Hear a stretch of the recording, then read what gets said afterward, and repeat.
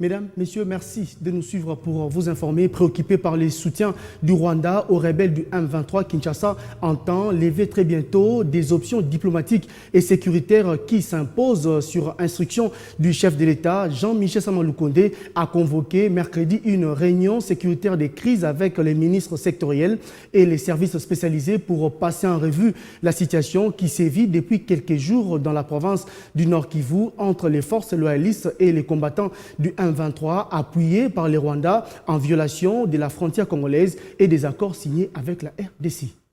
Sur instruction du commandant suprême de forces armées de la République démocratique du Congo,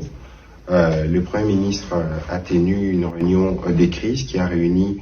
comme vous pouvez le voir à côté de moi, les responsables du gouvernement, de la défense, de l'intérieur, mais aussi les chefs de l'armée et de la police pour passer en revue la situation qui se passe depuis plusieurs jours maintenant dans la province du Nord Kivu.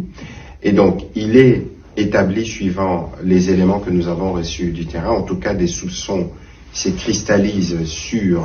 un soutien qu'auraient reçu les M23 de la part du Rwanda.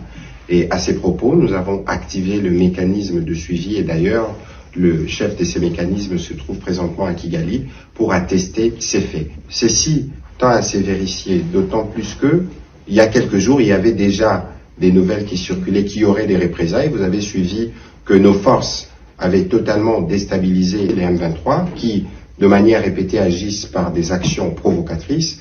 Nos forces avaient pris le dessus et qu'il y a eu des éclats d'obus qui seraient tombés de l'autre côté. Et en représailles, évidemment, nous attendions de nouvelles de ce genre-là et nous pensons que ce qui s'est produit à côté du M23 serait une réaction de la part de Rwanda. Et donc pour ça, nous serons fixés bientôt lorsque le rapport du mécanisme conjoint de suivi sera fait. Nous avons aussi passé en revue la question de la situation sécuritaire de manière générale parce que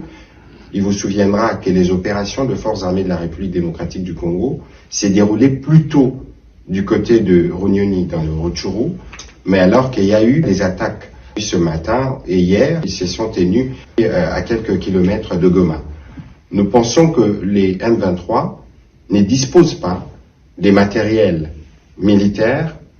en tout cas pour ce que nous avons vécu ou ce que les militaires ont vécu sur le terrain et ce que les étreintes du ont montré, nous ne pensons pas que les M23 disposent de cet arsenal militaire, d'où la cristallisation de nos soupçons. Mais ceci dit, nos forces armées ont été encore une fois de plus mobilisés, que ce soit sur le front de Runyoni ou sur le front des Tchanzu, pour être sûr